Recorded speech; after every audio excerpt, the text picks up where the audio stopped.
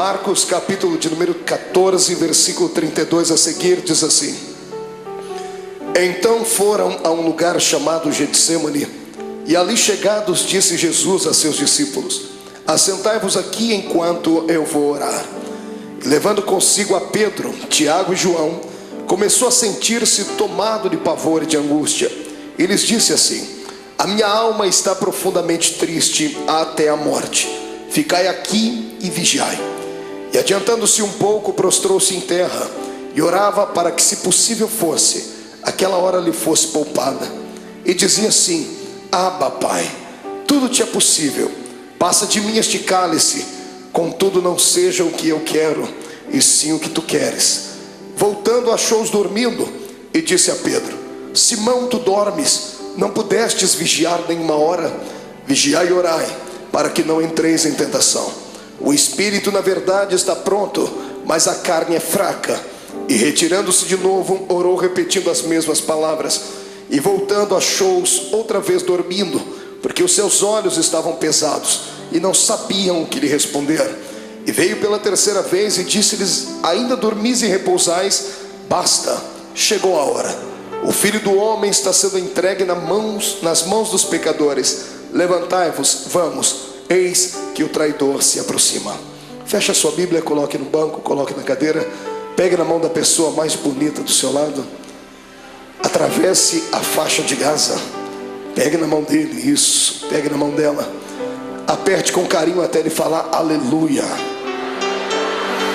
Pentecostal que não faz barulho está com defeito de fabricação, não é? Vamos orar. Senhor Jesus, eu te exalto, eu te glorifico. Te exalto porque o Senhor é rei. Te glorifico porque o Senhor me deu a honra de ministrar aos seus súditos nessa noite. Te exalto, ó Deus, porque eu sei em quem tenho crido. E te glorifico porque sei que o Senhor já está atento às nossas orações esta noite. Eu não tenho sombra de dúvidas do seu mover neste lugar hoje.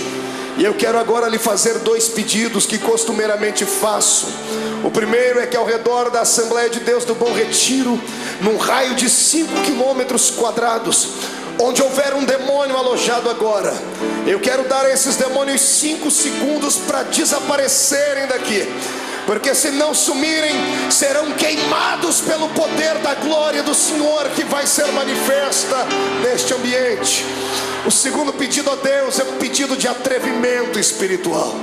Se ainda tenho crédito no céu contigo como pregoeiro da sua palavra, abre a porta do seu palácio sobre nós agora e manda do céu para a terra uma comitiva angelical.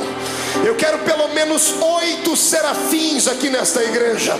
A palavra serafim significa aquele que arde em fogo. Portanto, Senhor, eu quero 8 anjos de fogo aqui neste templo agora. Quero 2 aqui nesta tribuna, uma à minha esquerda, outra à minha direita. Quero 2 na entrada deste santuário e 4 seres esparramando brasas de fogo na nave da igreja. E onde houver um crente batizado com o Espírito Santo, renova ele, meu Senhor.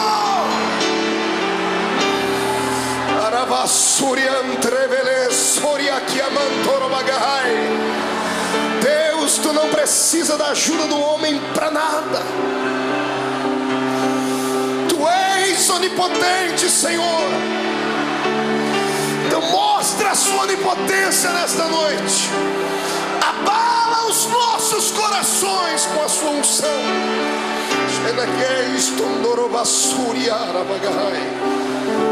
Muito obrigado, Jesus. Fica conosco aqui.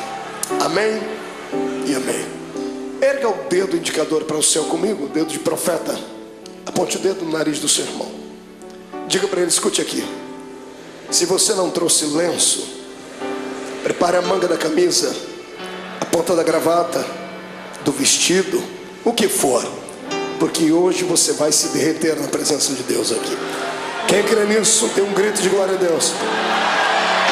Aplausos a Jesus. E tome o seu assento, glorificando ao nome dele.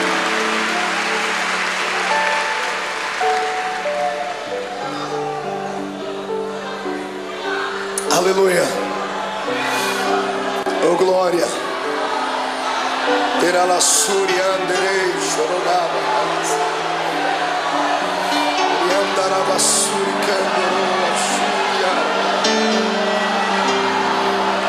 Glorifico, Jesus. Senhoras e senhores, amada noiva do Cordeiro, quando eu abro a minha Bíblia Sagrada no Evangelho de Marcos, no capítulo 14, aqui onde lemos, diante dos momentos que antecederam a crucificação de Jesus, eu tenho uma palavra atualizada para os nossos corações. Certa vez, ouvindo um grande sábio pregador, ele disse algo que talvez pela minha juventude, talvez pela força do ímpeto da juventude, eu achei que ele estava sendo apenas um tanto eloquente no que falava. E abri anos mais tarde que era uma realidade. Ele dizia que a mensagem da noite, ela depende do estado de espírito daquele que vai transmiti-la. Se o pregador estiver alegre, a mensagem vai ser esfuziante. Se ele estiver melancólico, a mensagem será melancólica, porque o Senhor usa o vaso na situação em que ele está. Você já me viu pregar aqui mensagens daquela que a tampa da chaleira voa lá para cima. Toda segunda-feira tem sido um mar de poder aqui, não é verdade? Quem tem participado, quem tem ficado cheio de Deus, sabe disso. Mas hoje eu quero levar você por outro caminho. Quero convidar você para se entregar a Jesus hoje e permitir que Ele venha moldar de novo o seu vaso. Eu sei que vaso só pode ser quebrado no processo da preparação. Depois que o vaso está pronto, ele não pode ser quebrado mais, porque se for quebrado, terá que ser colado, e mesmo servindo ainda para alguma coisa, vai ficar dentro dele algumas cicatrizes. Eu quero crer que todos nós estamos ainda num processo de formação, não chegamos ainda à estatura daquilo que Deus quer. Então hoje o Senhor vai despedaçar o nosso vaso, e nós vamos sair daqui um pouquinho mais apaixonados pelo Cristo ao qual nós servimos. Amém? Então dê um grito de glória a Deus para estremecer o inferno inteiro. Viver não é fácil. Viver é uma aventura. O dom da vida não foi confiado a todo o grande universo. O dom da vida, a existência mais plena dela, o Senhor confiou apenas nós que somos seres humanos. Pastor, mas os animais não vivem, as plantas não vivem, mas o estado deles é vegetativo. Não tem alma, não tem espírito. Eles têm apenas um breve espaço de tempo e existem apenas para algumas finalidades. Somente o ser humano vive para a eternidade. Por isso que nós somos dotados de sentimentos. O que é o sentimento? O sentimento é aquele labirinto da nossa alma, que às vezes nos faz saltar, nos faz sorrir, nos faz chorar. E quem é que nunca passou pelo vale da sombra da morte? E só há um remédio que pode trazer a cura para os nossos sentimentos: é a doce presença do Espírito Santo. Porque a doença da alma, a dor dos sentimentos, da frustração, da depressão e da angústia, ela está localizada onde o médico não consegue localizar, bem na divisão da alma com o espírito. E só a palavra de Deus e a presença do Espírito Santo vão até este lugar. E é isso que Jesus vai fazer conosco aqui hoje. Ele vai transformar esta igreja hoje não num quartel-general, mas num grande hospital. E Ele, junto com a sua equipe médica, que é composto pela Santa Trindade e os seus anjos, vão trazer o milagre para a nossa alma. Eu profetizo em nome de Jesus que o choro que durou uma noite toda terá que cessar, porque a alegria chegará e a sua alma será inundada com a presença do Senhor Jesus. Olhe para o irmão do Senhor e diga para ele: é só um momento de dor. Diga: vai passar. Quem acredita nisso, dê mais um grito de glória a Deus aí.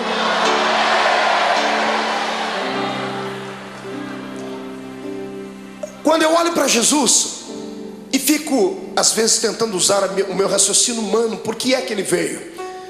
Alguns pensam que ele veio à terra apenas para implantar mais uma religião. Não era isso. O mundo já tinha muitas religiões. Já haviam religiões perfeitas aos olhos do homem. Já haviam religiões cheias de legalismo. Já haviam religiões amparadas por um sistema filosófico de poetas, como eram os epicureus. Amados, já havia muitas e muitas igrejas na época. Então a pergunta continua: por que é que Jesus veio à terra? Ele não veio à terra simplesmente por vir, como cantava Raul Seixas em uma música onde ele apontava o dedo para o nosso Salvador e chamava Jesus de ridículo, dizendo que ele não era besta para dar uma de herói. Jesus não foi apenas um herói, não foi apenas um mártir. Ele não saiu do céu apenas para fabular e confabular uma história. Jesus deixou as regiões celestiais motivado por um sentimento nobre e perfeito. Ele foi motivado pelo amor. Ninguém entende mais de amor do que Deus. Por isso a Bíblia diz que o amor de Deus foi pleno, porque Ele amou o mundo de tal maneira que deu o seu Filho unigênito, para que todo aquele que nele crê não pereça, mas tenha a vida eterna. Tentando indagar a Deus, fiz isso algumas vezes, perguntando então por que é que Jesus veio à terra, porque o Senhor não poderia usar outras pessoas para que isso acontecesse. O Senhor me disse: você não leu a Bíblia direito, porque desde o Gênesis eu tenho levantado homens para serem exemplos, mas todos eles têm fracassado.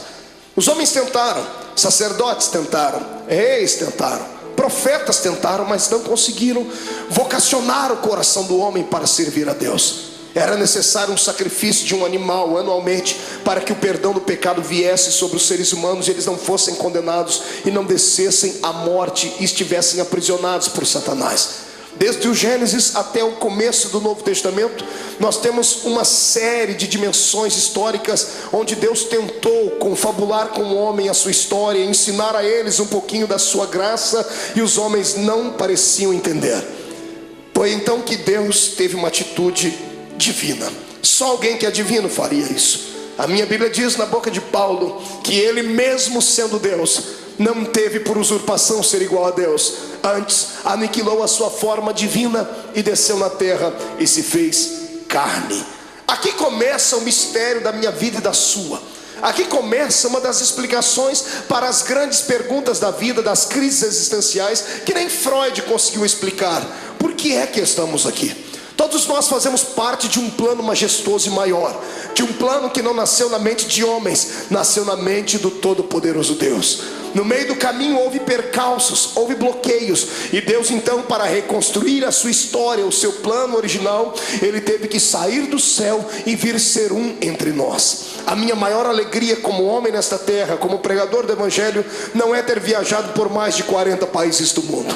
A minha maior alegria não é passar pelas ruas das cidades e ver um crente me reconhecer, ou saber que Jesus me deu um ministério abençoado. Não, a minha maior alegria se consiste nisso, em saber que eu tenho alguém lá em cima no céu, que para poder entender as minhas fraquezas e falhas, teve que sair de lá e vir experimentar um pouquinho desta vida triste e pequenina dos mortais. Amados, para que eu e você não fôssemos destruídos, destituídos, amassados e jogados dentro de um buraco, Jesus teve que sair lá de cima para tentar compreender a nossa falibilidade. Eu falo isso com propriedade, porque o Deus que está acima do céu nunca pecou, nunca sentiu dor, nunca foi desprezado a ponto de sentir náuseas e vontade de morrer enquanto estava lá em cima no céu.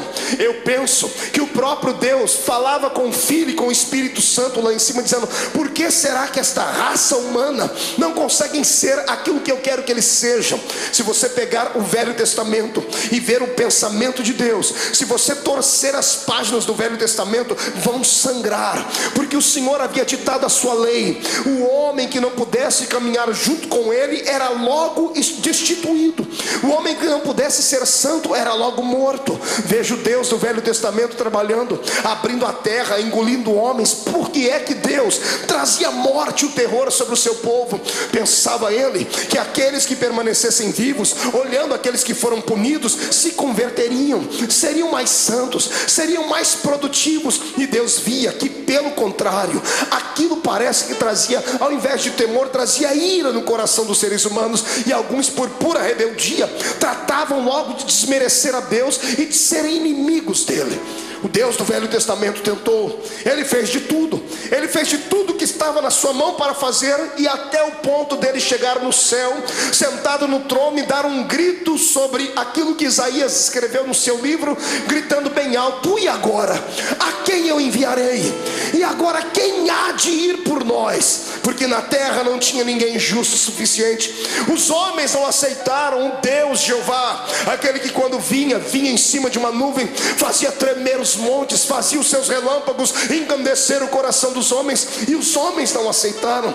Então o Senhor está no céu, tentando encontrar uma nova maneira de atuar, e a maneira foi aquela mais talvez não pensada, mas que chegou a chocar o próprio Deus. O seu filho, sentado à sua direita, se levanta levanta e diz: Pai, está chegando a hora então de nós tomarmos uma atitude divina.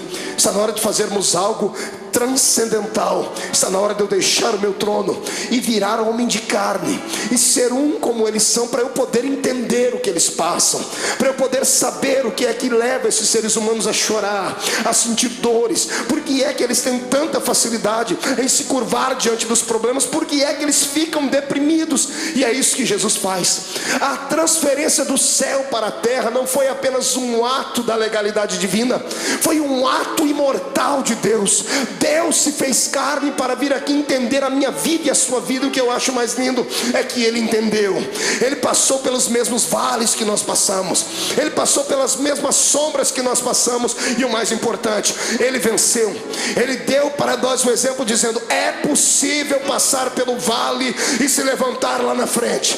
É possível andar de cabeça baixa, mas daqui a pouco erguer a sua cabeça, porque o ser humano é imagem e semelhança de Deus. Eu não prego nessa noite para um público comum de derrotados. Eu prego para homens e mulheres de carne e osso, mas que tem uma essência divina dentro deles. Eu olho para fora e vejo a embalagem, mas o conteúdo desses que me ouvem é um conteúdo transcendental. O Deus eterno que criou o universo pela força do seu poder e pelo poder da sua palavra o sustenta, habita dentro desse homem e desta mulher que está aí do seu lado. Quem acredita nisso, ergue a mão para cima e glorifique a Deus.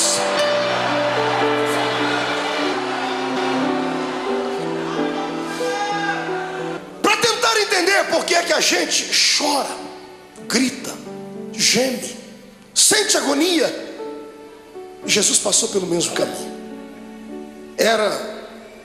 Estava chegando os últimos dias dele na terra. Ele sempre foi um homem de oração. Eu amo Jesus por causa dos seus ensinamentos, aqueles que ele dava com a sua boca e aqueles que ele exemplificava. Sempre que ele queria exemplificar alguma coisa, ele usava os seus apetrechos divinos. Todas as vezes que ele operava um grande milagre, ele se escondia no meio do mato para orar. Diferente dos seres humanos do século 21. Toda vez que temos uma vitória, a primeira coisa que fazemos é ir para um restaurante comer uma boa picanha. Fazemos festa, não é verdade? Fazemos uma viagem, prendemos uma ida até a beira da praia. Jesus sabia do perigo de se ter uma vitória. Toda vez que você tem uma vitória, o seu arqui-inimigo fica furioso muito mais do que antes, e ele vai preparar uma luta pior ali na frente. E se você não se preparar e não estiver com o seu espírito pronto, você pode sucumbir ali na frente. É por isso que todas as vezes que ele tinha uma vitória, ele se separava e ia para o monte orar. Nesse dia, foi um dia diferente. Jesus acordou melancólico, entristecido, porque ele não era apenas Deus, ele também era homem. Era homem sujeito às fraquezas. Quando ele se destituiu da essência da glória, ele se revestiu da nossa humanidade. E ele tinha um problema que eu e você não temos. Mesmo sendo homem, ele tinha o poder de ver o futuro, porque ele era homem, mas também era Deus. Ele tinha a sua natureza humana, mas também tinha a sua natureza divina. A sua natureza humana dava a ele condições de sentir sede, ao ponto de pedir para uma mulher: me dá água porque eu tenho sede. Mas a sua natureza divina logo se impunha, e ele mesmo dizia à mulher: mas se tu soubesses quem fala contigo, você pediria água para mim, e eu te daria uma água que você beberia e nunca mais tornaria a ter sede. Na sua natureza humana, ele se cansou um dia na polpa do barco, dormiu e relaxou, ao ponto de Satanás se levantar e quase afundar o barco. Ele estava cansado, por isso dormiu. Mas quando se revestia da natureza divina, ele olhava para o mais miserável pecador e gritava no ouvido e no coração dele, dizendo assim: vinde a mim, vós, os que estáis cansados e oprimidos, porque eu vos aliviarei.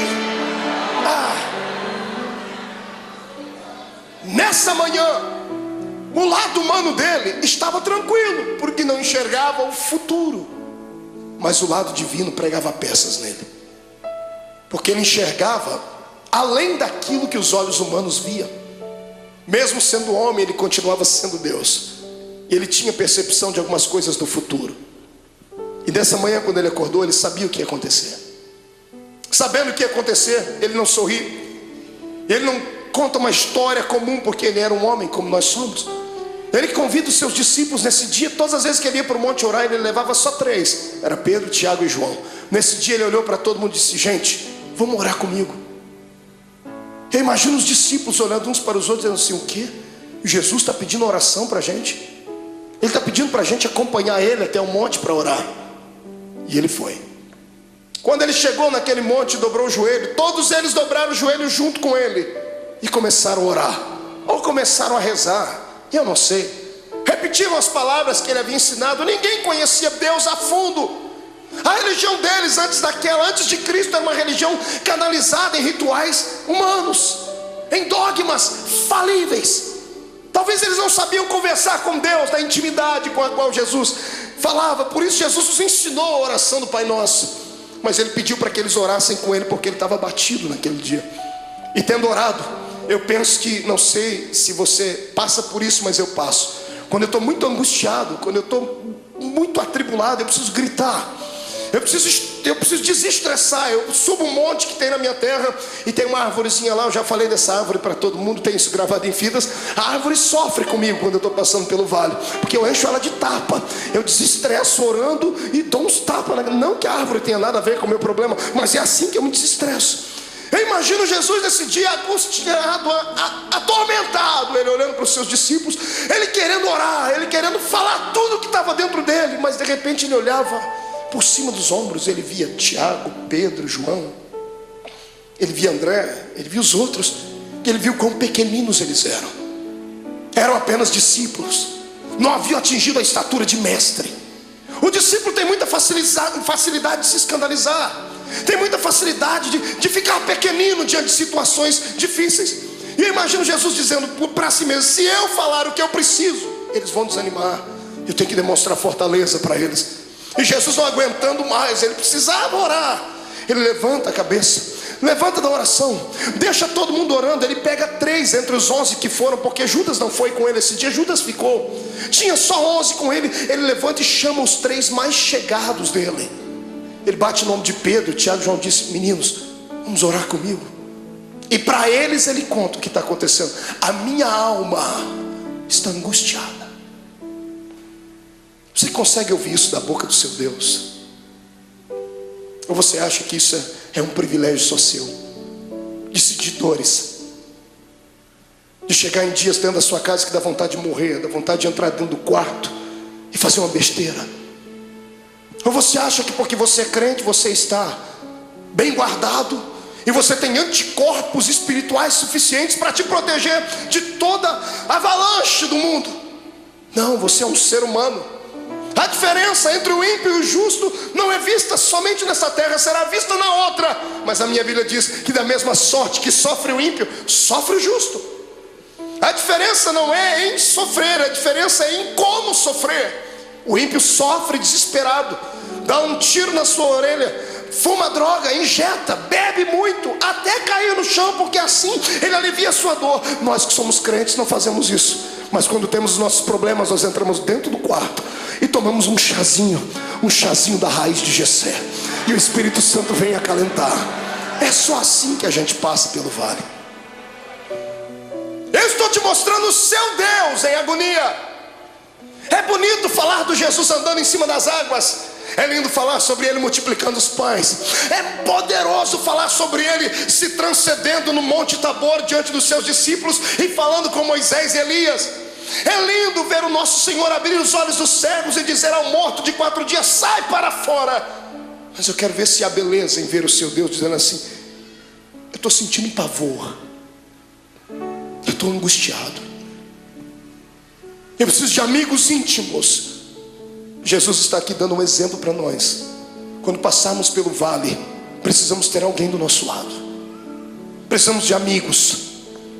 O que vale na nossa fé cristã é isso, que nós temos pessoas que nunca vimos antes, mas depois de 5 minutos de conversar já chamamos ela de irmão. Eu sei que tem muitos aqui que são colegas, mas existem alguns amigos, poucos, mas são. Quando você passar pelo vale da sua alma, não passe sozinho, não faça besteira. Peça para Jesus preparar alguém para que você possa desabafar, contar os seus problemas. Peça para Ele colocar uma pessoa certa, não um traíra, não uma pessoa que vai abusar depois do seu problema e lhe chantagear. Peça para Ele preparar alguém que tenha o mesmo espírito que você tenha e que te ame não pelo que você é, não pelo que você tem, mas por aquilo que Deus te fez. os seus melhores amigos e sobe com eles um pouquinho e diz assim: eu estou angustiado. E eles estão orando, e Jesus começa a orar, e ele começa a tremer, porque os olhos dele visualizavam aquilo que os olhos naturais não viam. De repente ele levanta e deixa os três e diz assim: gente, ora por mim, porque eu vou entrar aqui no meio desse mato agora, que eu vou rasgar minha alma.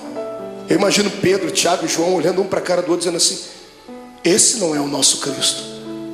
Cadê o homem de Fortaleza que pega o chicote, espanca os homens que estão na beira do templo? Ele está melancólico, ele está entristecido, ele está fragilizado. Pedro, Tiago e João enxergam isso nele. E eu imagino eles olhando a figura de Jesus entrando dentro do horto, dentro do jardim, dentro do Getsemane. Interessante, era profético. A palavra Getsemane significa prensa do óleo. E ele, oliveira verdadeira, estava indo lá para ser prensado, para que o óleo do seu espírito viesse sobre a terra. Ele foi moído para que nós pudéssemos ser reconstruídos. Ele chorou naquele dia para que nós pudéssemos sorrir hoje aqui. Ele sentiu dores naquele dia para que as nossas dores fossem aliviadas. E é por isso que eu te convido agora a dar um belo glória a Deus, porque Ele merece tudo isso.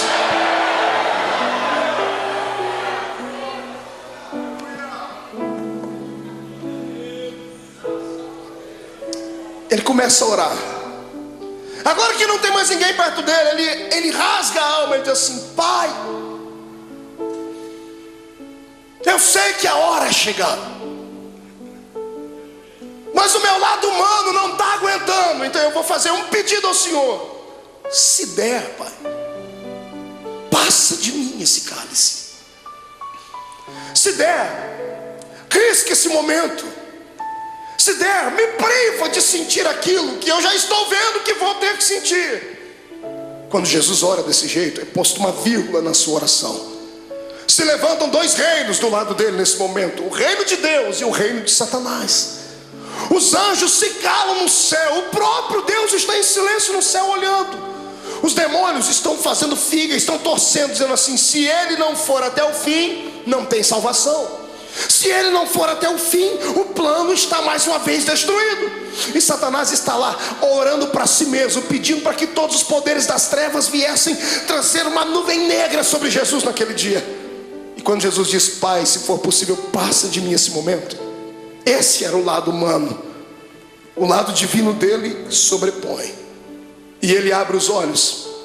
E se como homem ele enxergava apenas o jardim naquela noite, se como homem ele enxergava apenas as árvores, o céu que devia estar escuro e o vento soprando, se como homem ele enxergava apenas pedras e relva, como Deus ele enxergou além de tudo aquilo.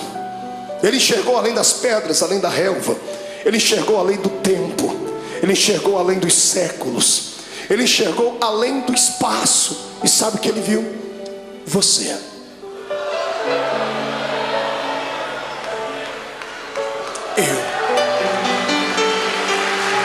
Ele enxergou você.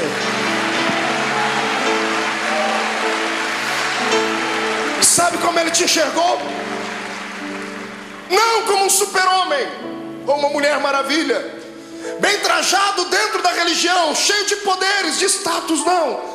Ele enxergou você sofrendo no seu quarto. Ele enxergou você chorando pelas ruas de São Paulo, desempregado. Ele enxergou você no momento em que as pessoas mais te atormentaram, que os seus inimigos lhe perseguiram. Ele enxergou a sua alma rasgada e você gritando e sentindo dores. E ele sabia que você não ia conseguir passar pelo jardim do Getsemane. Ele sabia que você ia tentar correr de lá. Então ele entrou no meio e disse assim: Pai, já que eles não vão dar conta de ir, eu vou no lugar deles. Ele se levanta e diz: todavia seja feita a sua vontade.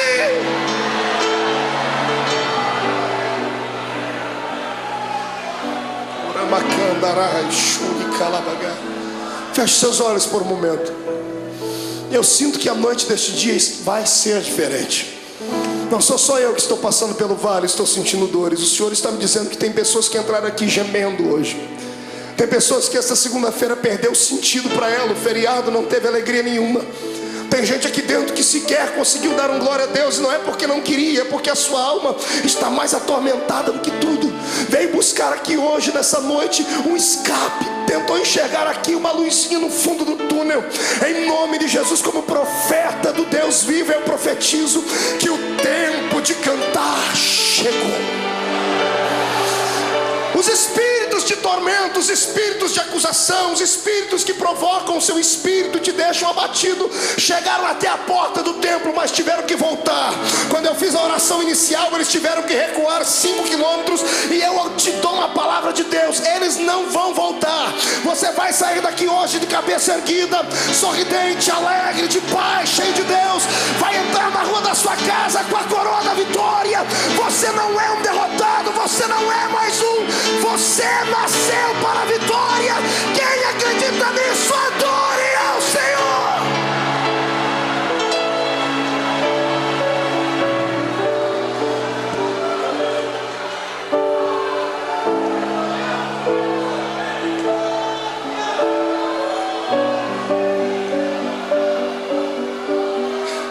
Então eu vou lhe convidar hoje aqui, irmão. Rasga a alma, filho. Chora. Vomita tudo que está dentro da sua alma, põe para fora. Porque você não é um super-homem. Não se autoflagele. Eu sei que você hoje orou como Paulo: Senhor, o que eu quero fazer sempre eu não faço, o que eu não quero eu estou sempre fazendo.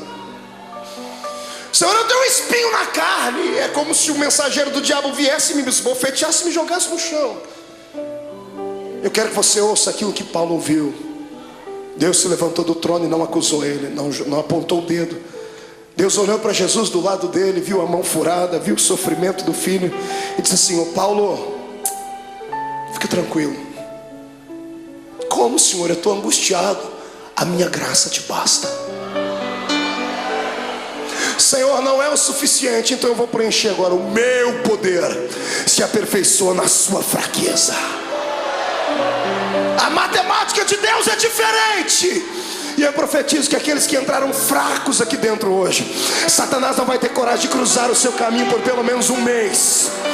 Eu profetizo em nome de Jesus que aqueles que entraram aqui entristecidos, chorosos, estão recebendo hoje o revestimento do Espírito. Vão sair daqui armados até os dentes. Eu digo aos demônios: caiam fora da vida dos servos de Deus, porque o poder do Senhor se manifesta. Mão direita para cima. Faça um carinho nas costas do seu irmão. Diga para ele: a angústia, o pavor, a angústia e a tristeza, a angústia e o abandono são o caminho mais fácil, mais rápido de tocar o coração de Deus.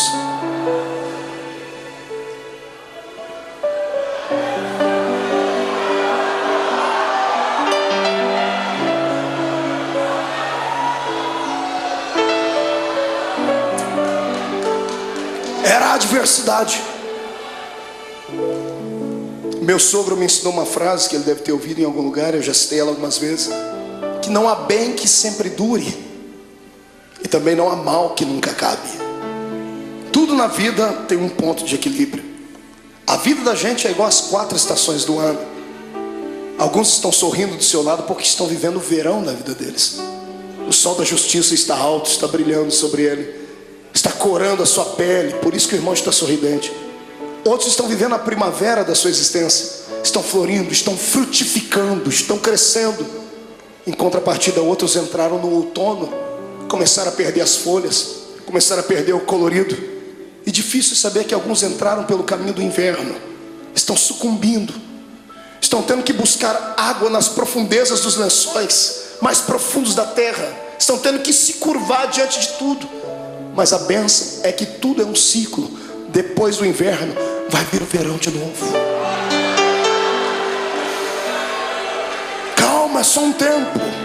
Na minha vida e na sua, tudo o que acontece, ou acontece porque Deus mandou, ou porque Ele permitiu.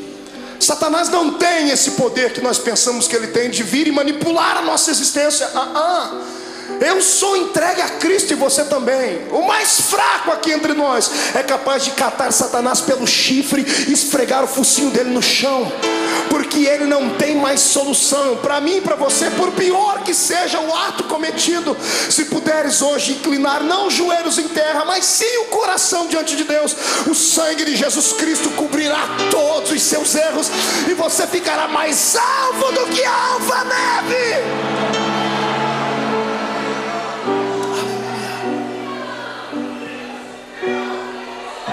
Mas escute,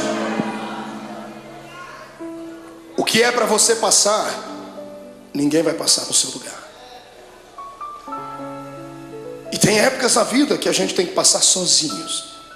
Tem vale que não tem amigo íntimo, ninguém. Tem coisas que somos só nós e Deus. E o pior é que nesse exato momento parece que Deus nos esquece. Eu não sei o que é pior, a correção de Deus ou o silêncio dele. O silêncio, quando você grita e lá do céu vem uma resposta assim: psss. Jesus estava se sentindo assim aqui. A alma dele estava contrita. Ele chegou no ápice da vida de um ser humano. Ele levanta daquele horto tremendo, suando sangue. Eu fui estudar isso à luz da ciência. A ciência diz que é raro, mas é possível. Por que é que uma pessoa chega a transpirar sangue? A ciência diz que quando a pessoa está passando por uma agonia muito grande, o seu metabolismo fica todo alterado. 3 coisas podem acontecer. Primeiro, ela pode sofrer um infarto no miocárdio, porque a adrenalina correndo pelo seu corpo, o coração não dá conta de bombear tanto sangue e pode explodir. Segundo, quando a etapa do coração é vencida, as veias do cérebro não suportam, a pessoa pode sofrer um derrame.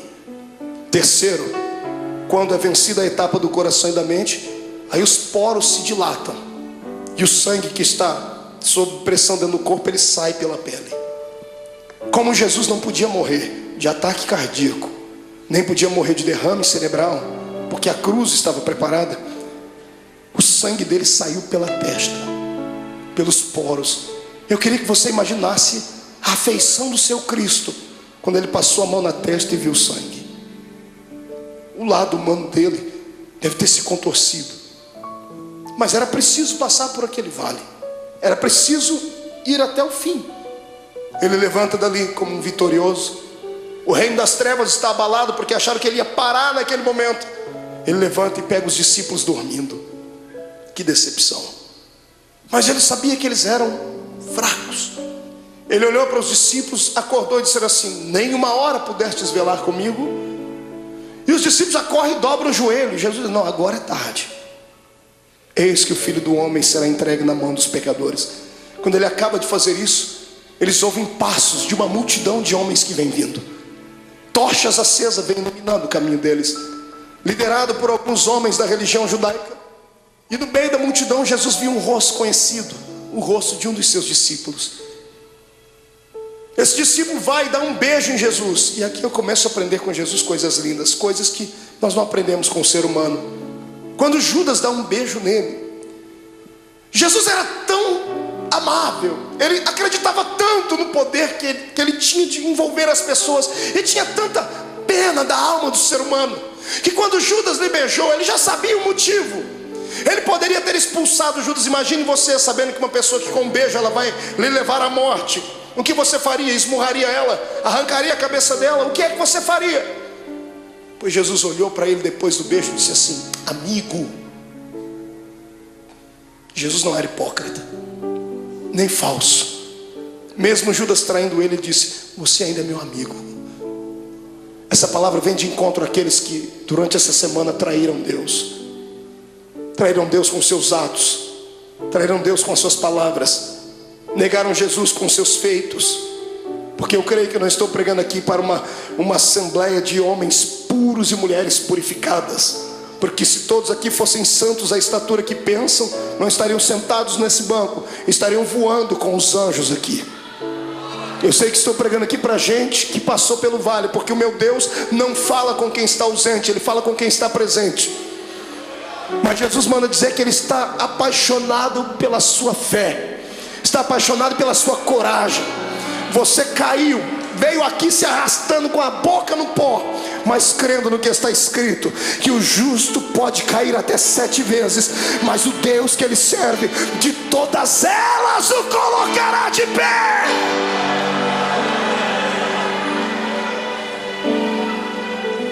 Você continua sendo amigo de Deus. O amor de Deus não dá para se entender. O amor de Deus tem que ser aceito. Não fomos nós que o escolhemos, foi Ele quem nos escolheu. E quantas vezes você já fez essa pergunta: por que o Senhor me escolheu, Deus? Por que você acha que Deus te escolheu, irmão? Pela sua força? Pela sua oratória? Pelo seu talento de cantar? Você acha que Deus olhou para você e disse: não, esse aqui eu vou poder usar, então eu vou investir nele, e o outro que não prestava ele não investiu? Não foi nada disso. Deus olhou para você e alguma coisa em você atraiu Ele. Não foi você que foi buscar Deus em uma igreja, foi Ele que trabalhou no seu coração em casa, usou o testemunho de alguém. Deus queria você, mas a palavra final foi sua: eu vou. Quando você disse vou, o Senhor disse: pronto, eu escolhi, agora Ele veio. Você foi escolhido por Deus. Escute, deixa eu dizer uma palavra, que isso aqui vai quebrar esse demônio que te atormenta, vai acabar com a sua depressão. Escute: nenhum ser humano pode surpreender Deus. Não há nada que você faça, não há nada que você pense, não há nada que você aconteça que você vai deixar fazer Deus ficar assim: nossa, o meu filho me espantou. Porque Deus conhece tudo.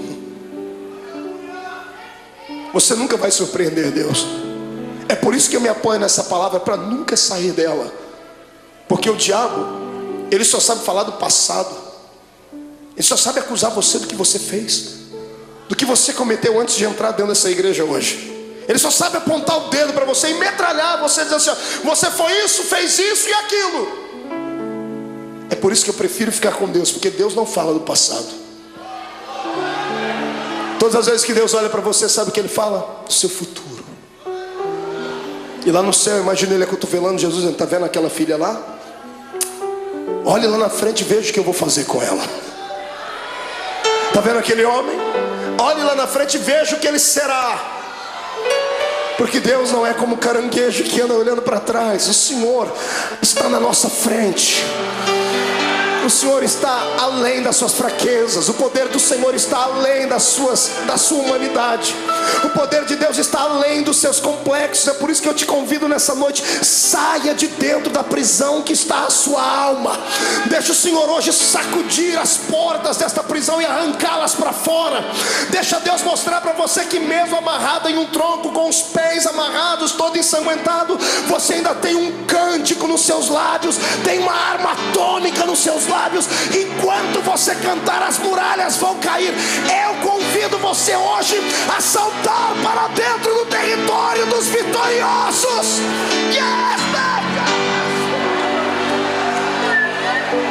Adore o seu Deus.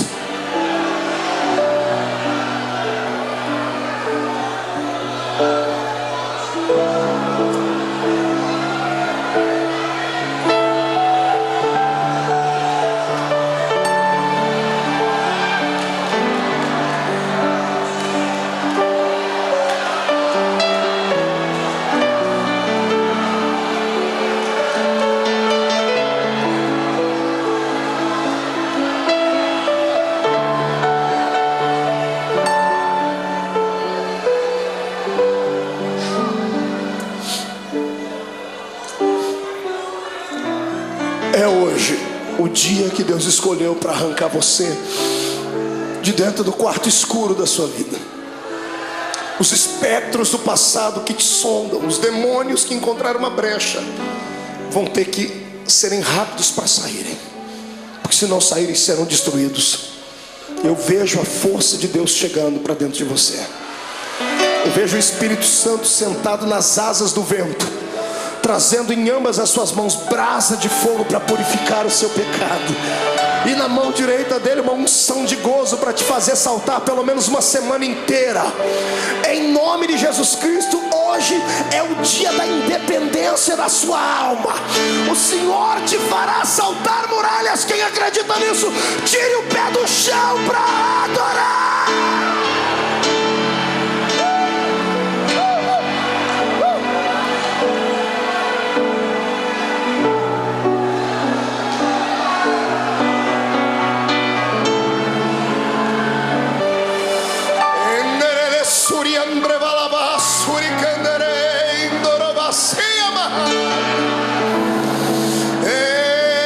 Adore a Deus, cante um hino de vitória e vem agora para perto do altar. Curve o seu coração, porque Deus de pé está. A Assembleia de Deus do Bom Retiro nessa noite será impactada aqui, porque é um Deus lá em cima que olhou para mim e olhou para ti.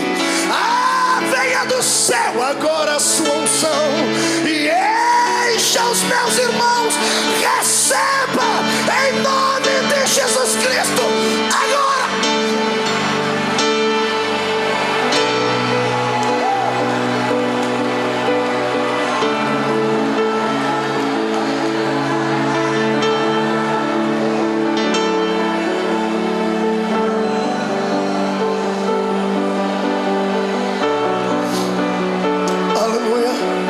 Sente um pouquinho. Olhe para cá.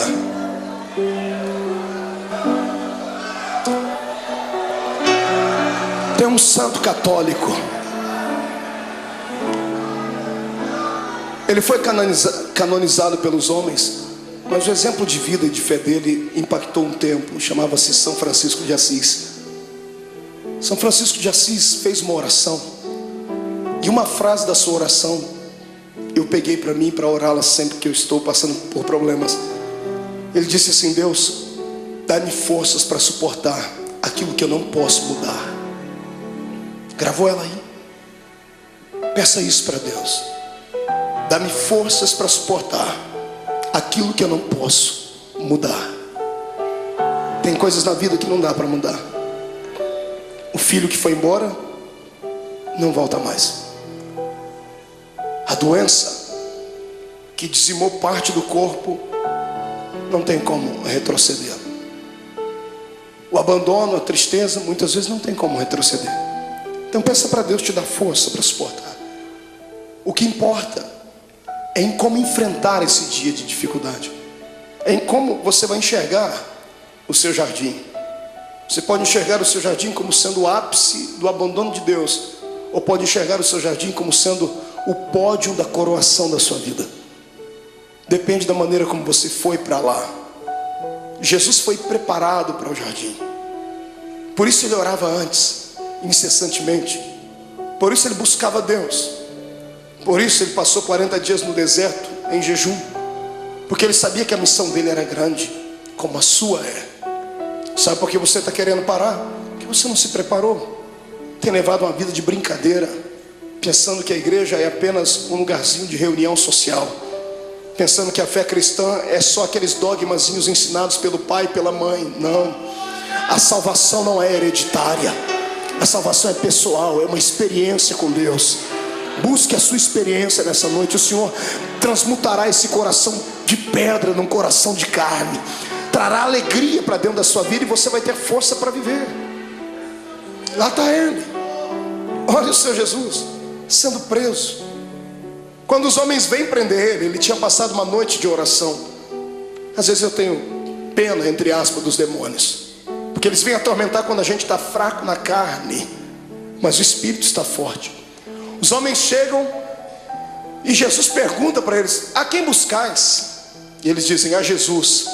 Naquele momento ele não falou como um homem, ele falou como o Deus lá do Êxodo. Ele olhou para eles e disse assim: eu sou.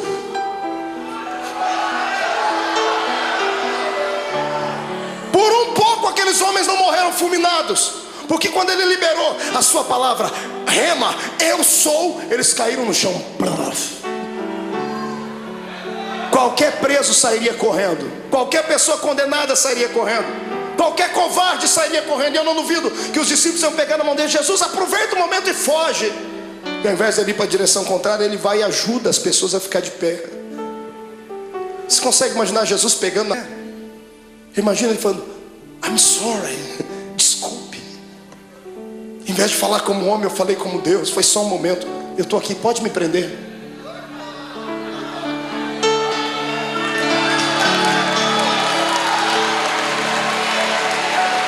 Me prenda. Eu imagino que os próprios soldados que foram prender Jesus se assustaram. O quê? Me prenda, eu estou preparado. O que eu estou fazendo agora vai trazer uma mudança no planeta Terra.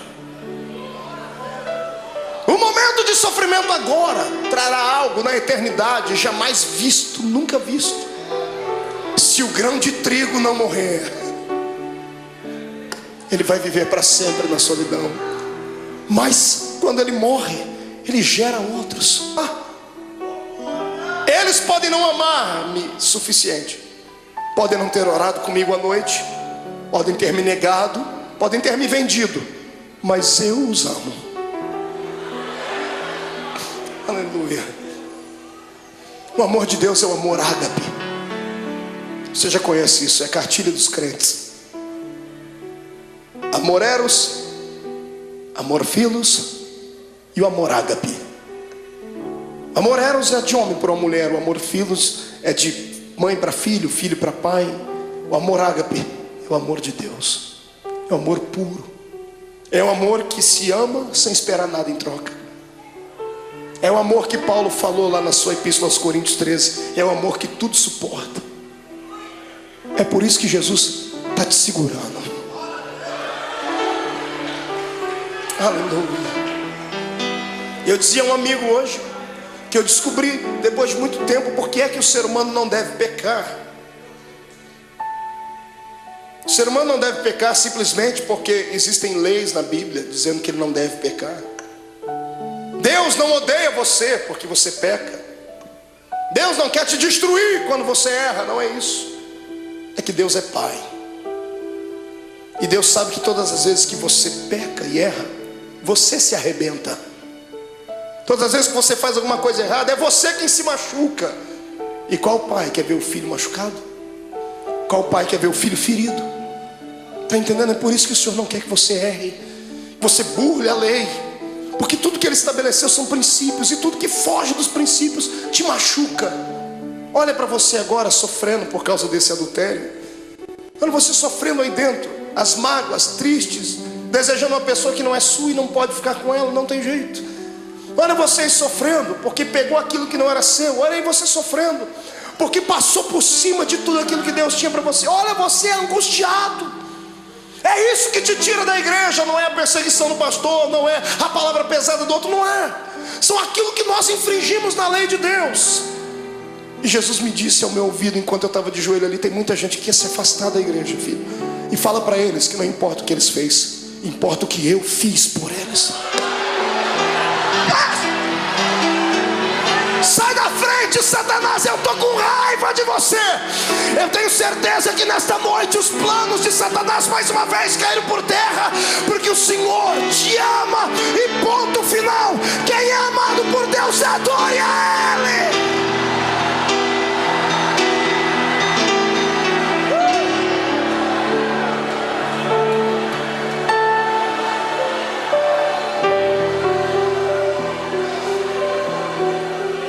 Filhos, a rejeição, a cruz, a agonia, vocês não vão suportar, eu suporto por vocês.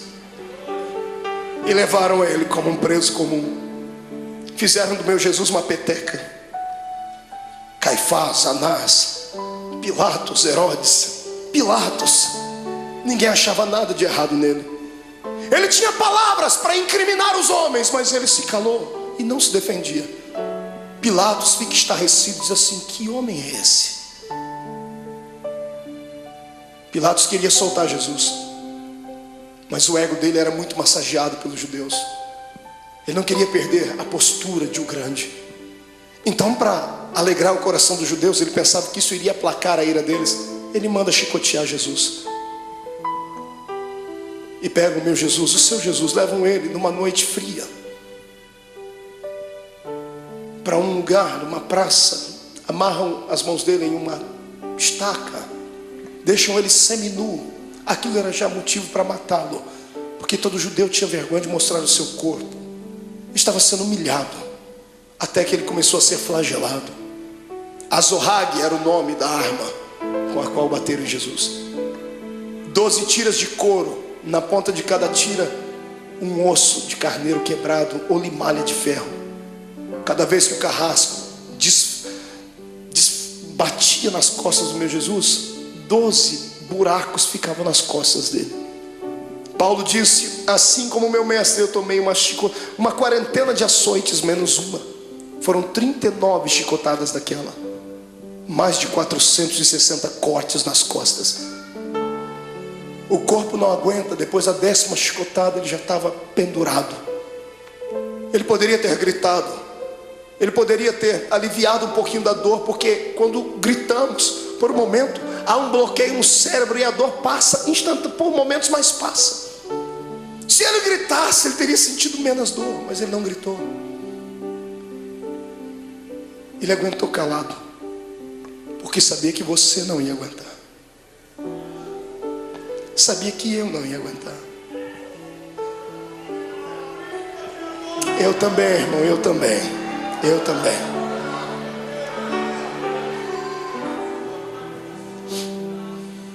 Quando tiram Jesus da estaca, ele está semi-morto, caído no chão. Alguém embrulha o corpo dele num pano, pensando fazer o bem, estavam fazendo o mal. Jogam ele dentro de uma cova, dentro de uma cela fria, úmida, fétida. No outro dia de manhãzinha, Pilatos já havia se reunido com algumas pessoas. O povo não havia quem acalmasse o povo. O povo quer a morte dele. Pilatos se levantou e chamou a multidão e disse assim: olha, hoje é um dia especial.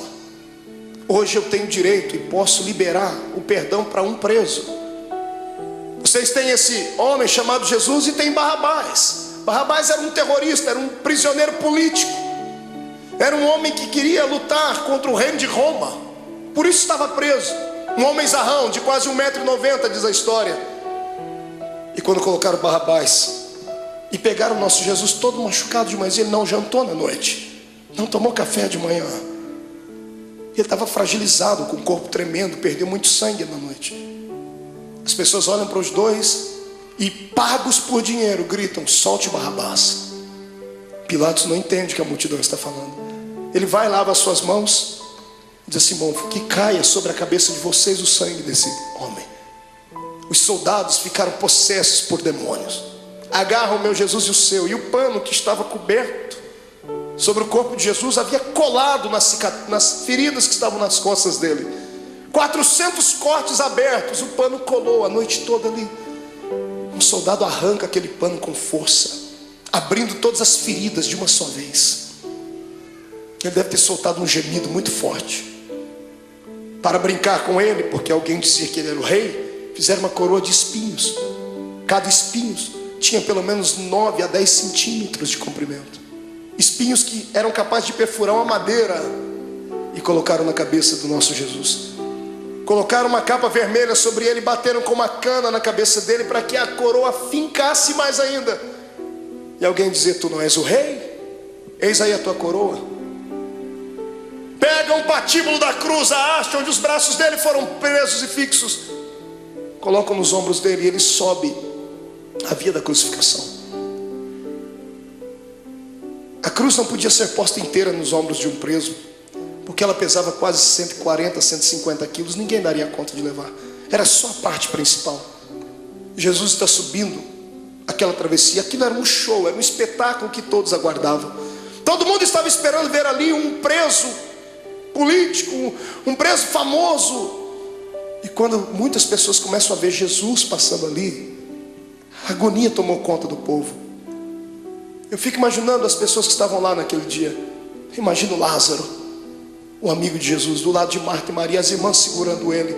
eu vou lá, eu vou soltar ele, eu vou fazer alguma coisa. Mas não vá, Lázaro, se for vai morrer também. Ele vai passando o olhar, ele vê todos aqueles para quem ele multiplicou o pão e deu na mão deles. Os amigos que ele tinha desferiram contra ele a traição. Pedro está andando do lado, triste porque já tinha negado Jesus. A mãe de Jesus vai ao longe, olhando o filho querido. No meio do caminho ele não aguenta. A Bíblia não diz, mas é possível que Jesus tenha tombado com o peso daquele lugar, daquela cruz, da haste daquela cruz, porque ele estava muito cansado, estava com fome, estava machucado. E o soldado romano, enfurecido, endemoniado, olha no meio da multidão, e para humilhar mais Jesus, escolhe um homem diferente no meio da multidão. Ele pega o Cirineu, Simão o Cirineu. Cirineu não era sobrenome. Cirineu falava do lugar onde ele havia nascido, Cirene. Cirene ficava na Etiópia. Era o único negro que tinha ali naquele dia. Pegaram um negro para colocar ali, para ajudar Jesus a carregar a cruz, dizendo: nenhum dos seus irmãos te amam. Colocaram um estrangeiro para ajudar Jesus a carregar a cruz. E eu fico aqui imaginando com a minha mente, ele está sofrendo, está morrendo e está ensinando a gente que quando passarmos pela nossa via da crucificação, não tiver nenhum amigo para ajudar a carregar a cruz, não tiver nenhum parente para ajudar a carregar a cruz, Deus enviará um estrangeiro para ajudar. Aleluia. E o mais lindo é que o estrangeiro já está do seu lado, o Espírito Santo. É Ele quem te ajuda a carregar a cruz. Está sentindo Ele aí, irmão? É por isso que está ficando mais leve a cruz. Eu não oro para que Jesus tire essa cruz dos seus ombros, mas eu peço para que Ele te dê força para carregar ela até o fim, porque vamos trocar as cruzes que nós temos por coroas do céu. Aleluia. Passe pelo vale dando glórias ao seu Deus.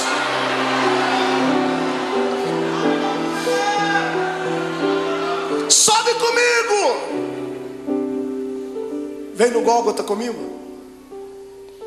Ele está subindo, a multidão está indo atrás, os soldados estão gritando. Quando chegam lá em cima no Gólgota, tiram a haste que estava sobre os ombros de Jesus e pegam a haste maior e pregam lá. Então sim, uma cruz. Pegam Jesus e vão crucificá-lo. A história diz que a cruz era feita 5 dias antes da crucificação. Era feita sob medida. Por quê? Por causa do tamanho e o peso do preso. Era feita sob medida porque antes de pregarem o preso já havia um lugar próprio para cravar o prego. Já fazia um buraco na cruz para que facilitasse a entrada do prego. Então quando vão pregar o nosso Jesus, problema, a cruz não era dele, era sua, era minha, era do infeliz, do Barrabás. E os pecados de Barrabás, os meus e os seus, eram muito maiores do que tudo já imaginado. Os pecados da humanidade inteira. Quando pregam a primeira mão, facilitou a entrada do prego. Quando vão pregar a segunda, não dá, porque o braço dele era menor. Então eles esticam Jesus. O salmista disse que esticaram o nosso mestre ao ponto de quase desconjuntar os ossos. Os ossos não podiam ser quebrados, mas desconjuntados. Quando esticam Jesus, ele sente dores inimagináveis. Pregam a mão dele, o suplício maior vem na sequência, porque a mão ainda tem muita carne. Como é que se prega o pé? Não pregaram 2 pés de uma vez porque não tinha prego que suportasse. Pregaram primeiro o primeiro pé. Pregos de 17 centímetros, golpe desferido em cima do osso ou entre as juntas dos pés. Quando o primeiro prego entra e crava o pé do meu Jesus naquela cruz, ele deve ter se contorcido, um desejo de gritar, mas era tudo que Satanás queria ouvir, fraqueza. E ele engolia seco, porque por dentro ele dizia para si mesmo: já vai acabar, não vai demorar muito, eles não vão suportar isso, então eu suporto por eles. Pegam o segundo pé e outro prego, pregam o segundo pé em cima do primeiro. Então temos 2 pregos segurando os pés dele na cruz. Quando os soldados levantam a cruz, o buraco no Gólgota está feito, levantam a cruz e eram presos. Você já viu algum policial tratar bem um preso? Abrir a porta do camburão e dizer assim: entra por favor, querido. Ninguém disse: olha, vamos colocar a cruz com cuidado. Quando eles levantam a cruz e soltam dentro daquele buraco, soltam com todo o peso do corpo dele. Quando a cruz bate dentro do buraco do Gólgota, o corpo de Jesus pende para frente. Ele fica preso pelos pregos das mãos e dos pés, e o corpo pende para frente. Os seus ossos comprimem o seu pulmão e ele não consegue respirar. Ele sabia mais do que ninguém que carne sufocada, Deus não aceitava o sacrifício dela. Então ele arruma força onde não tem, ele segura nos pregos, ele firma os pés e traz o corpo para trás, num esforço quase que sobre-humano, sentindo dores que você jamais sonhou. E quando ele encosta na cruz, ele respira um pouquinho só aliviado. E então ele começa a ficar tonto. Estava fraco do dia anterior. As moscas começam a visitar o corpo de Jesus. Se você já fez serviço militar, você sabe o que eu estou falando. Quando você está diante de todo o esquadrão e um maioral está passando perto de você, você não pode nem se mexer. Posição de sentido. Os mosquitos voam em volta do nariz, dá vontade de colocar a mão, mas não pode. Jesus estava ali, ensanguentado, suado, sentindo dores. As moscas estão voando sobre ele e ele não tem força nem para expulsá-las. Do lado dele é posto um bandido e do outro também. Quando ele olha para os dois bandidos, eu penso que ele intercede pela alma deles. O da esquerda fica endemoniado. O diabo entra dentro do corpo dele e ele olha para Jesus e diz assim: oh, você não é o Deus, você não é o Cristo, você não é o Todo-Poderoso? Sai da cruz e tira a gente daqui, rapaz. Eu imagino a tristeza com que isso chegou no ouvido de Jesus. Pensa, você está morrendo por ele e ele está debochando de você. A dor daquilo deve ter sido maior do que a dor dos pregos, maior do que a dor do chicote, porque a dor do desprezo é maior do que tudo. Deus olhou do céu e disse: não, meu filho não vai ficar assim. Espírito Santo entra no coração daquele bandido da direita. Vamos fazer um equilíbrio. O da direita fica cheio do Espírito Santo. Pregado na cruz, grita para o outro: pare de atormentar ele. Esse homem não fez nada, a gente está aqui porque merece, e ele não. O da direita estica o pescoço, porque Pilatos deu um presente para Jesus. Mandou colocar uma insígnia em cima da cruz: Rei dos Judeus. O preso estica o pescoço, e quando ele lê em cima da cruz Rei dos Judeus, ele abaixa a cabeça e sussurra: o Rei, Rei, ó Rei. Imagino Jesus levantando a cabeça, sentindo dor, dizendo: está falando comigo, rapaz? Estou. O Rei, lembra de mim quando entrar no seu reino. Aleluia. Eu imagino Jesus dizendo, eu penso, conjecturo: o que, filho? Lembra de mim quando entrar no seu reino. Eu acredito que você é rei. Lembra de mim. Eu imagino Jesus dando um sorriso no meio do sangue, no meio da dor, e dizendo para si mesmo: valeu. Pelo menos um acreditou. Jesus olha para ele antes dele desfalecer e diz: moço, ainda hoje você vai cortar as faixas, vamos inaugurar o paraíso juntos. Eu e você, ainda hoje estarás comigo no paraíso.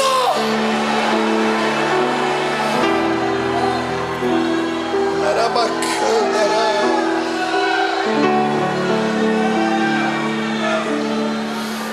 incline a sua cabeça. Derramado em meu coração, não sei como agradecer-te o que tu tens feito a mim. Eu só posso dar-te agora a minha canção. Quem pode cantar comigo?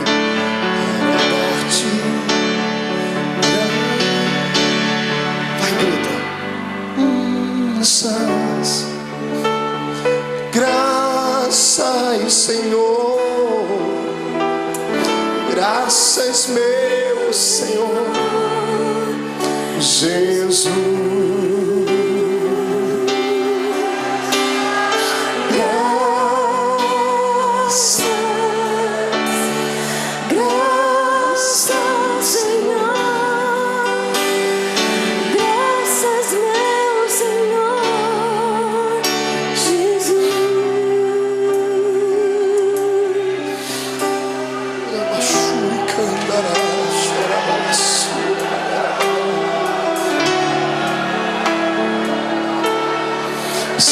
Diante do seu Deus, crente.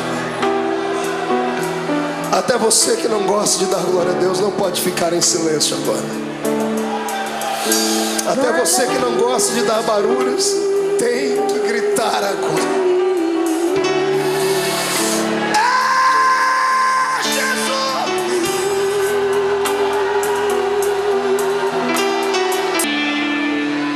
A agonia dele continuava. Chegou uma hora que ele olhou para o céu. Como homem, ele enxergava só as nuvens, o sol. Mas de repente, como Deus, ele olha para o céu e ele não vê nuvens. Ele olha para o céu e não vê pássaros. Ele vê o trono, Rubens. Quando ele vê o trono, ele vê o pai dele. Só que o pai dele está de costa. O pai virou as costas para ele. E no momento de dor, de muita agonia, ele disse: "Ô pai, por que tu me abandonou?" Quantas vezes você já falou isso, crente? Deus entende quando você diz isso, porque Jesus passou por isso. Não é que Deus estivesse feliz com o sofrimento do filho. Se Deus continuasse olhando, ele ia arrancar Jesus daquela cruz, Joel. E se ele arrancasse Jesus da cruz antes dele morrer, Deus ficaria derrotado. Deus poderia ter destruído a terra, mas ele preferiu virar as costas para não ver. E o lado humano de Jesus sentindo dores, mas o lado divino dentro dele dizendo assim: já está acabando, aguenta mais um pouquinho, segura.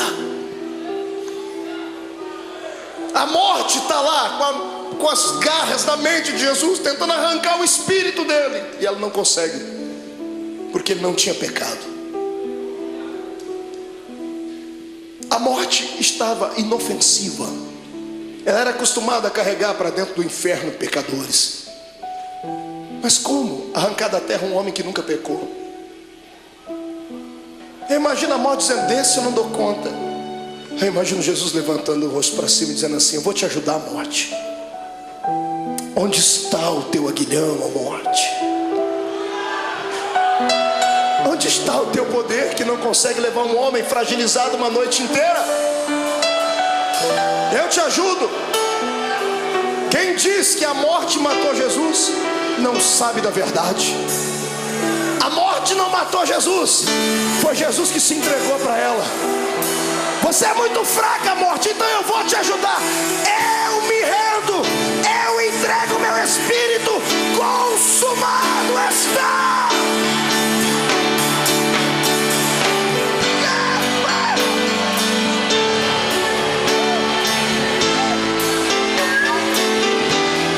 Este é o Cristo que tu serves.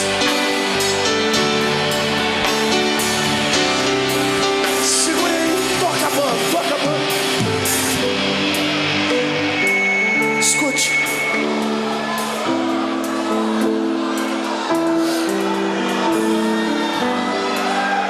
Segure só um pouquinho. Quando a cabeça de Jesus pendeu, o astro-rei deixou de brilhar. O cosmos e a natureza se curvaram diante do Rei eterno. As rochas se fenderam, o sol se escureceu. A multidão que gritou crucifica-o começou a bater no peito e dizendo: ele era Deus. O centurião que ajudou a flagilizar o corpo dele, está embaixo da cruz, gaguejando e dizendo: este homem era o Filho de Deus. Maria está embaixo, João está abraçado com ela, dizendo: aguenta, mãe, aguenta. Tiram Jesus da cruz. Ele morreu primeiro do que os bandidos. E um dia eu orei a Deus, Deus me revelou por quê. Por que Jesus morreu antes dos bandidos, irmão? Será que Jesus era tão fraco assim? Porque os outros bandidos também foram flagilizados. Por que Jesus morreu primeiro? Eu perguntei a ele um dia, e o que ele me respondeu: é só crente cheio do Espírito Santo para entender. Jesus nunca gostou da morte. E todo morto que cruzou o caminho dele ressuscitou. Todo. Ele chegou a parar velório, cortejo fúnebre. Jesus nunca gostou da morte porque ele era Deus. Ele sabia que o homem não foi feito para morrer. Toda vez que a morte cruzou o caminho dele, ele parou ela. Nesse dia, para não ver os dois morrerem antes, ele falou: eu vou morrer primeiro, porque se eles morrerem eu vou ter que ressuscitar eles aqui. Perto de mim ninguém fica morto. Aleluia.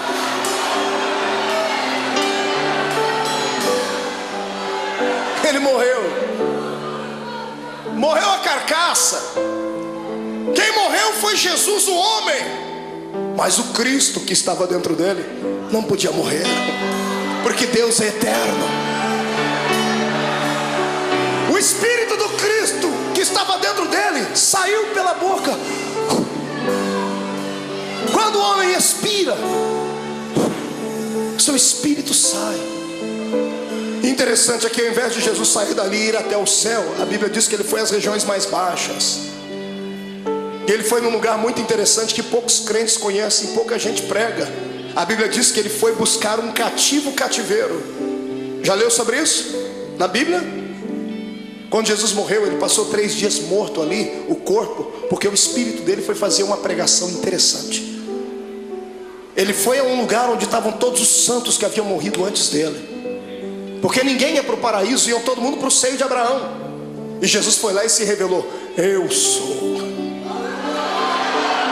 Eu imagino ele, que já estava com a chave da morte e do inferno na mão, indo lá, abrindo as portas das cadeias.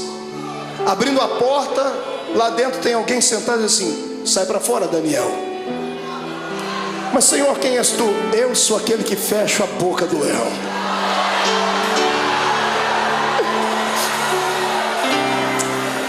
Sai para fora, Jeremias. Quem é o Senhor? Eu sou o oleiro e você continua sendo vaso. Vai na porta. Sai para fora, Ezequiel.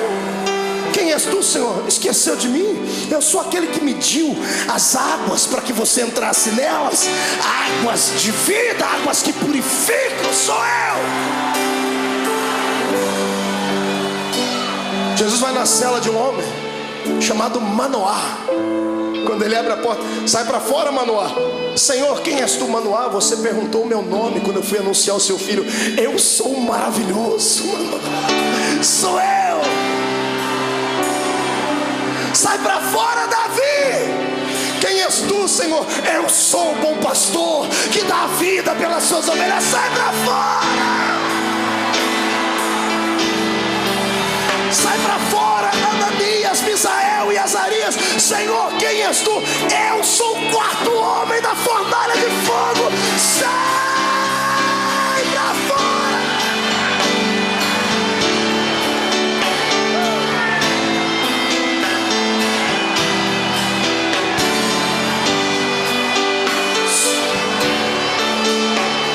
Segure. Jesus chega numa porta. Era um dos últimos a ter entrado lá antes dele. Ele abre a porta, está lá um sujeito de barba. Ele diz: João, sai para fora, João. Mas Senhor, quem és tu? João não me conhece? Imagina João olhando: oh Senhor, desculpa. É que a última vez que eu lhe vi, o Senhor era um cordeiro, e agora eu vejo que tu és o leão. O leão da tribo de Judá.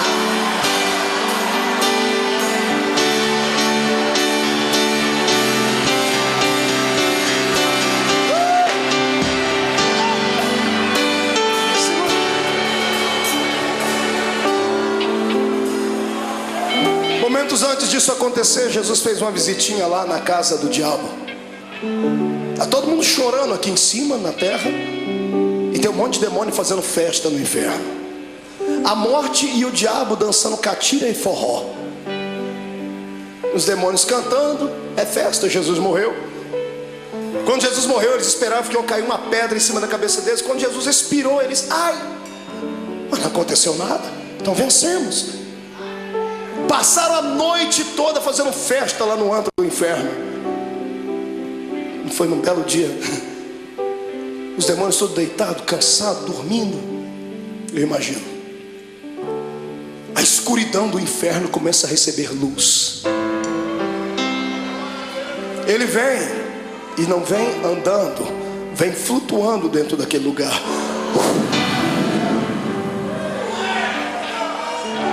Quando a presença, a luz e o calor dele vai passando, demônios começam a gritar. Ai, está queimando, é o sol. E alguém grita, é, mas é outro sol. É o sol da justiça que está entrando. Os gritos devem ter acordado o diabo e a morte. Jesus olha para a cara dos dois. Antes de falar com o diabo, Jesus vai no colarinho da morte, agarra ela pelo colarinho e diz, onde está a morte? Onde está o teu aguilhão, a morte? Jesus pega e joga ela para um canto. Jesus vai onde está o diabo, fala, Satanás, agora é contigo, seu infeliz. Me agonizou lá no monte, achou que eu não ia vencer. Eu vim aqui provar para você que é possível ser homem na terra e ainda ir morar no céu.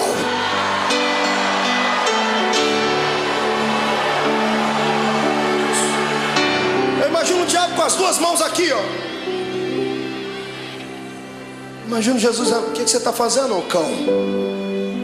Não, é que aquela historinha lá de Gênesis 3:15, né? A semente da mulher vai esmagar a minha cabeça. Imagina Jesus dizendo, não, fica tranquilo, eu poderia fazer isso agora, mas não vou fazer. Não, o senhor é bonzinho, obrigado. Sou bonzinho? Me dê a chave da morte e do inferno aqui. E Jesus vai saindo, eu imagino. E o diabo, mas e a cabeça e o pé, como é que fica? Calma, eu vou dar uma trégua por alguns momentos, porque mesmo eu podendo esmagar a sua cabeça, eu não vou fazer isso agora, porque eu seria egoísta. Eu vou repartir isso com muita gente ainda. Eu imagino Jesus apontando o dedo dele, fica assim por enquanto, mas em breve, Deus de paz esmagará Satanás embaixo dos nossos pés.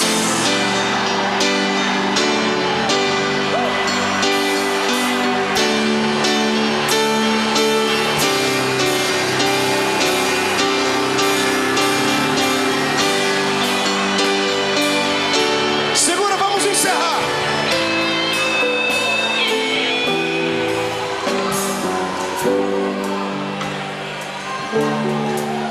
Três dias depois, umas mulheres chorosas chegam na tumba de Jesus, levam perfume para embalsamar o corpo dele. Está todo mundo chorando pelos cantos.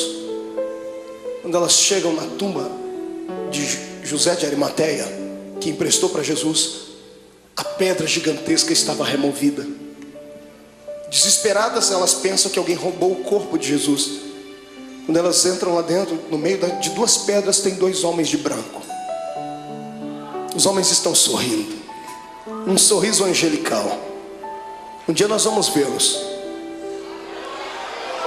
E as mulheres perguntam, onde puseram o nosso mestre? E os homens dão um grito para elas, mulheres, por que procurais entre os mortos aquele que vive? Ele não está mais aqui, ele já ressuscitou.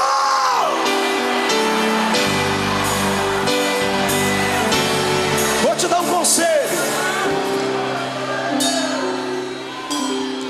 Passe a quinta-feira da angústia. Chegue na sexta-feira da crucificação e não se entrega. Se segura, porque o domingo da ressurreição vai chegar. E Deus manda dizer que essa noite foi transformada no domingo da sua ressurreição. Eu quero saber onde estão aqueles que estão passando por uma sexta-feira de dor, estão passando pelo vale, estão sofrendo, sentindo angústias, estão com vontade de deixar tudo, não aguentam mais as perseguições, não aguentam mais passar pelo vale da sombra e da morte, e querem que o domingo da ressurreição chegue logo. Vem, irmão, vem aqui à frente, vem correndo que eu vou orar por você. Vem, você não está sozinho. Eu estou passando por esse vale também. Eu estou passando por esse vale. Vem, isso chora mesmo. Derrama as últimas lágrimas. Viver é assim. Hoje a gente perde, mas amanhã a gente ganha. Hoje a gente está embaixo, mas amanhã vamos estar por cima. Hoje foi despedido, mas o Senhor vai abrir uma porta de emprego amanhã. O coração está apertado porque está sozinha, está sozinho, foi traído, foi abandonado. Calma, o Senhor tem bênção para lhe dar. Ele já preparou, mas ou Ele vai trazer de volta o que foi, e se aquele não prestar mais, Ele vai preparar outro. Ninguém perde com Deus. Ele só pede para você ter paciência. Segura um pouquinho, grite, mas não murmure. Se jogue no chão, mas não perca a fé, porque em nome de Jesus Cristo, o domingo da ressurreição está chegando. Diga comigo, em nome de Jesus. Toda angústia, toda dor, todo sofrimento, tudo aquilo que me atrapalha de servir a Deus, toda frustração, todo sentimento de abandono, eu ordeno, venha para a palma da minha mão. Agora, feche a sua mão. Diga comigo, a minha sexta-feira da crucificação já foi. Hoje é o domingo da minha ressurreição. Levante a mão para cima, eu vou contar até 3. Você vai jogar no chão e vai pisar em cima. 1. A vitória é sua.